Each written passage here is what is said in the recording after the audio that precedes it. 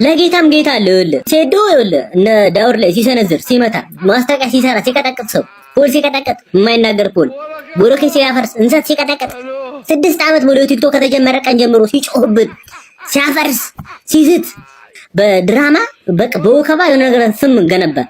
ያን ስም ጆን ያፈረሰው አረ በ6 ደቂቃ የ6 ዓመት ዛቻን አፈረ ዜሮ አረገው።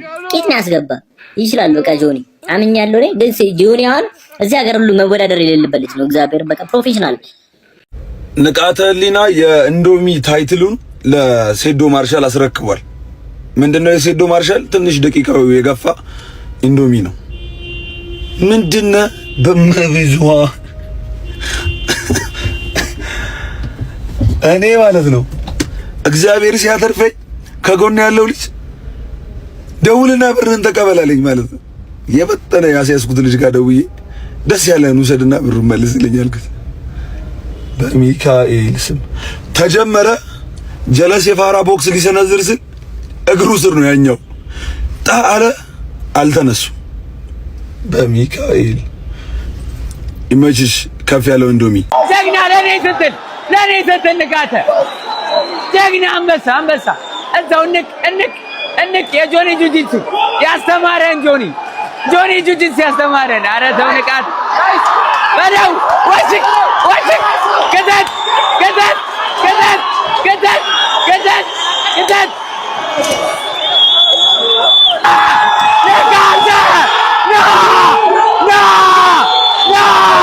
ንቃተ ሊና ነግሬ ነበረ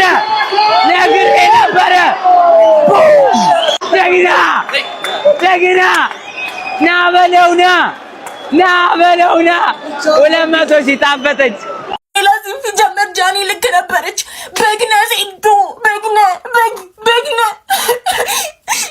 ሲጀመር አገባቡ ራሱ ልክ አይደለም እኮ አባዬ። ወላሂ ለዚህ ሲጀመር አገባቡ ራሱ ልክ አልነበረም እኮ። ውሃ ለምን አፈሰስክብኝ? በግነ አልጫወትም ብለህ እንደነበር ባትጫወትስ ቢቀርብስ ባይጫወትስ ባገባስ ነገር ብቻ ልበለው። አንድ ነገር ብቻ ልበለው። በግ ሆዳም ለምግብ ብቻ የተፈጠርክ ሆዳም ነህ። ለአንተ ራሱ ይሄን ባይገባ በግነ በቃ ተሸነፈ ሴዶ ተሸነፈ። በቃ የነዛ እንሰቶች የነዛ ኮባዎች ግብ ነው አድርቆ ያስቀራ። ያጠነከረው እጅ መሆኑ ጠቀመ እንጂ ሰብሮት ነበር። ያል መሄዱም አንድ ነገር ነው። አይዞ በሉት፣ አበረታቱ ሴዶን። ለማንኛውም ይመቻች።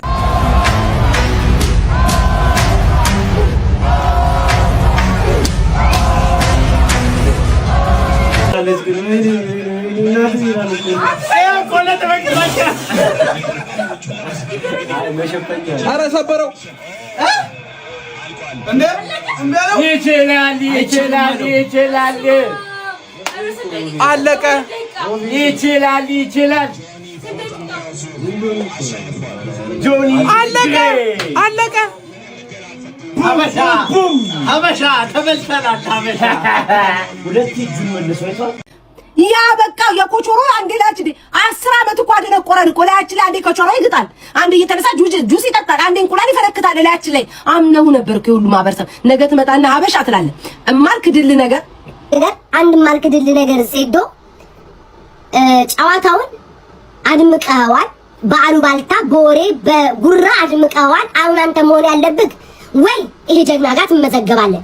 አልፈልግም፣ አሻፈረኝ፣ ጥጋብ ልቤ ሞላው ካልክ ደግሞ ጠንቋይ ቤት ከዳሚ እናደርጋለን። 4 ነጥብ። ወይ ጀግና ጋር ሄደህ ትሰለጥናለህ፣ ትመዘገባለህ። ከዛ በቀጣዩ ንቃተ ህሊናን ትገጥማለህ። እምቢ ካልክ ግን ጠንቋይ ቤት እያለቀለቅ አተ ላይ እየደፋክ ከዳሚ ትሆናለህ። 4 ነጥብ ብለናል እንዴ ጋይስ። እኔ እኮ ማለት ነው ገና ከወንበሬ ተነስቼ ቁጭ ከማለቴ አለቀ እኮ ጨዋታ። ገባ ወጣ የሚል ጨዋታ ገባ ወጣ ይዋል። ይሄን ጨዋታ እንዴ ዛሬ ስሬስ ተመጭ ቆይ ግሬና ጠፋ አድርጌና ገባ ወጣ የሆነ ጨዋታ ገና እኮ አንድ አልሰነዘረም እኮ አንድ እኮ አልኮ ጋይስ አልሰነዘረም። አንድ ጥሩልኝ አንበሳይ ጥሩልኝ። ሴዶ ተረፈ በቀሉ ብሎ እኛን ስሜት ውስጥ ከቶ ነበር። ለምን ምላሳቸውን አስረዝመው ጉድ እንደሚያደርጉን ነው ያላወቅነው። እናም ጋይስ ሴዶ በመጀመሪያው ዙር እንደተለመደው እጁ እንደውም ከመሰበር ተርፎ ይሄን ሁሉ ሰዓት አስጠብቆን ብዙ ነገር ብቻ ብዙ ነገር ለማለት ፈልጌ ነበር። ኤኒሃው ጆኒ አንደኛ በቃ ማንም እንዳይወዳደር ከዚህ በኋላ ቀጣይ ኢቲኤፍሲ 3 ጆኒ ይውጣና ሌላ ሰው መወዳደር ይኖርበታል። ካልሆነ ደግሞ የኢትዮ ፋይት ናይት አሸናፊ ከዛ ጋር ቢወዳደር ጥሩ ነው። በሉ አይኔም ቀልቷል። ብዙ ጠብቄ ነበር ከሴዶ አንድ ፓንች እንኳን ጠብቄ ነበር። በጣም ያሳዝናል። በጣም ተናድጃለሁ። እንደዚህ አልጠበቅኩም። ቢያንስ አንድ ዙር ይቆያል ብዬ ጠብቄ ነበር። ወይ ሴዶ በሱ ፍቃድ ሴዶን አትመነው ብዬክ ነበረ። ሴዶ ማለት ይሄ ነው ጋይዝ። እጅግ በጣም በሚገርም ሁኔታ ኪንግስ ሂር ያ ሁሉ ፉከራ ያ ሁሉ እኔ ነኝ የኤምኤምኤው ኪንግ የት ገባ ጋይዝ? በሚገርም ሁኔታ ጆኒ ጁጂሱ ሴዶን እንግዲህ መሬት ላይ አስቀምጦት ገና ምንም ሴዶ በቃ ምንም ሳይጫወት አፈር ከድቤ አብልቶታል። ለማንኛውም ማለት ነው እኔ ስለዚህ ፋይት ምንም አልልም። በቃ ሴዶ እንግዲህ እጅግ በጣም በሚገርም ሁኔታ በጆኒ ጁጂሱ ተሸንፏል። ለማንኛውም በሱ ፍቃድ አማረ እንዴት ነው? ሰላም ነው? ጠዋት ደብረ ብርሃን እንገናኝ ወዳጄ። ሴዶ ከሽንፈቱ በኋላ አስገራሚ ምላሽም ሰጥቷል። ዱባይ ላይ ጠብቋል። ጆኒን ከልቤ ነው የምወደው፣ ከፍ ያለ አክብሮትም አለኝ። ይህ ፍልሚያ የሁላችንም ስሜት ያነቃቃ ነበር። ገና ከጅምሩ በግልጽ እንዳልኩትም በጁጂትሱ ጥበብ ላይ ያለውን አስደናቂ ብቃት እጅግ አደንቃለሁ። ድሉን የተነጠቁት ግን በዚህ የጁጂትሱ ስልት እንጂ በቡጢና በእርግጫ አይደለም ሲልም ሴዶም ገልጿል። አክሎም እንግዲህ ራሴን ይበልጥ አጠንክሬ ብቃቴን ከዚህም በላይም አሳድጌ ዳግም እመጣለሁ። ለቀጣይ ታሪካዊ የመልስ ግጥሚያ ግን እዚህ ኢትዮጵያ ውስጥ ሳይሆን ድንበር ተሻግረን ዱባይ ላይ በታላቅ ወኔ እጠብቀዋለሁ ሲልም ጥሪም አቅርቧል። ለመሆኑ የጆኒና የሴዶ ሪማች ላይ ዱባይ ላይ ቢደረግ ማን ያሸንፋል ብላችሁ ታስባላችሁ? ሐሳባችሁን በኮሜንት እኮ አለቀ። ጆኒና ሴዶ እንግዲህ ጀምረዋል። እስቲ እናያቸዋለን። አረ ጣለው ጆኒ እንዴ መጀመረ አንተ ወዲያው ነው የጣለው፣ ግን እንትና ሎክ አድርጎታል ሴዶ። አይ በቃ ሴዶ ተሸነፈ። አንተ ጎበዝ ነው ሴዶ። አንተ ጆኒ እንዴት ጥንካሬ አለው! ወይኔ በቃ ጆኒ በአንድ ዙር እንዳለው ለመጨረስ ነው። ወይኔ እጁን ያዘው። አንተ ጆኒ ግን ከወጣብህ አንተ ጆኒ ግን ከወጣብህ በቃ እጁን አለቀ። ወይኔ በስመ አብ ወይኔ ሴዶ ሌላ ወይኔ አለቀ። ማን ነው ከዚህ ውስጥ አደገኛ? እስኪ ይምጣና ይሞክረኛ። ምን ይባላል አሁን ምን ይባላል ጀማው? እንዴ አብዛኛው የኢትዮጵያ ህዝብ እኮ በሞቲቬሽን አብዶ እንዴት ይሆናል? ማን አንተ ይሄ ውድድር በሞራል አይሆንም፣ በሙቀት አይሆንም። ሙቀት ላይ ተመሰረተ ነው። በእውነት ነው የምላችሁ አይሆንም እንደዚህ ውድድሩ ራሱ። እንዴ ሄዶ ሰፈረበት እኮ አንተ ጆኒ ጁጁትሱ የሚሉት ሰፈረበት። አለቀ ጫውታው በቃ። ማን አንተ እጁን ለመስፈር አልሄደም ጆኒ ጁጁትሱ ለመስፈር አይተኸዋል? ማን የቃሉን ለመጠበቅ የሚያደርገው ጥረትን ሳላደንቅለት አላልፍም። ማን ነውር ነው። አንተ ለሰብረው ነበር እንደደንጅ። ለማንኛውም ሴዶም እንግዲህ ምንም ማድረግ አይቻልም። ብቃት ህሊና ራሱ ተሻሽሎ መጥቶ አሸንፏል። ገብቷል። የማይታረም ነገር የለም። ዋናው ተስፋ ለመቁረጥ ነው፣ መወጠር ነው። አባክያ አንቺም እንዳይደብርሽ ነው የምልሽ። ለማንኛውም ጀማ ዋናው ነገር ምን መሰላችሁ? እንቅልፋችን በቃ እንተኛ ጀማ። ምንም ስለንትሩ ሌላ ጊዜ በሰፊው እናወራለን። ደህና ደሩ። ምን ነካን? ጀማሪ የኤምኤምኤ የዩኤፍሲ ተመልካች ኮንክ አንድ ግራ የገባህ ነገር ቢኖር ምንድነው? ለምንድነው ብዙ ጊዜ ሬስለሮች ስኬታማ የሚሆኑት በዚህ ስፖርት? አንደኛ ሬስለር፣ ሁለተኛ ደግሞ ጁጁትሱ ያላቸው ሰዎች ብዙ ጊዜ ስኬታማ የመሆን እድል አላቸው። ከዚህ በፊት የነበሩትም ቻምፒዮኖች ካየማ በስታቲስቲክስ ሬስለሮች ከስትራይከሮች የተሻለ ቻምፒዮን የመሆን እድል አላቸው። ለምን የሚለውን ጥያቄ እዚህ ጋር ልመልስልን። ሁለት ምክንያት አለ። አንደኛ ሜንታሊቲ። ይሄ ቪዲዮ ሰፋ ያለ ትንተና ስላለው በደንብ አድርገህ ኮፒ ሊንክ እያደረግ ይሄን ስፖርት ለሚወድና ሊወድ ለሚችል ሰው በሙሉ አዳርስልኝ። ሬስለር ያለው ሜንታሊቲ እና ሌላው ማርሻል አርት ያለው ሜንታሊቲ ይለያያል። ለምሳሌ ቴኳንዶ ከሆነ የሰራኸው ከአሰልጣኝህ ጋር ግሪት ስትደራረግ በሪስፔክት ነው ምናምን እንደዚህ ነው ገባርለ ጎንበስ ቀና ምናምን ትባላለህ ምናምን ክብር፣ በጣም ክብር ላይ የሚያተኩር ዲሲፕሊን ያለው ስፖርት ነው ማርሻል አርት ማለት። ስለዚህ ይሄ ደግሞ አይምሮህን አዛኝ ያደርገዋል። ርህራሄ ያለው ሰው ያደርጋል። ሄዚቴት እንድታደርግ ያደርጋል።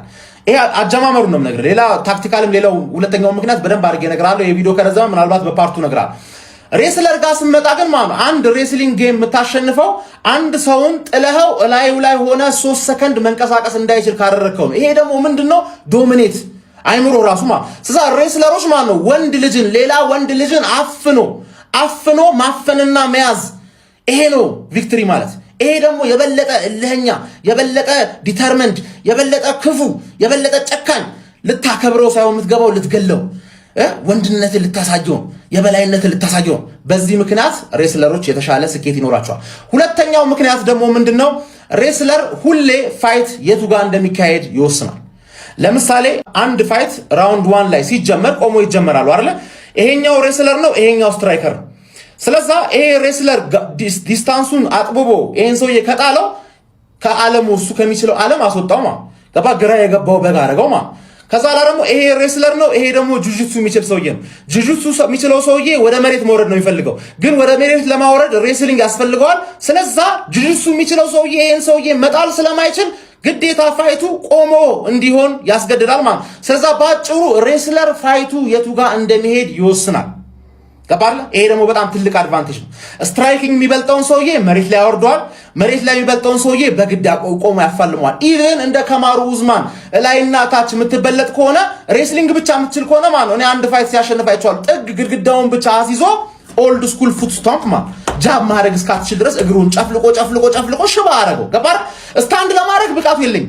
ግራውንድ ላይ ኮረድኩኝ ሰሚት ታደርገኛል። ስለዚህ ምን አደርጋለሁ ማለት ነው? ፋይቱ ማትፈልገው ኬጁ ላይ ተለጥፈን እንተሻሽ ነው።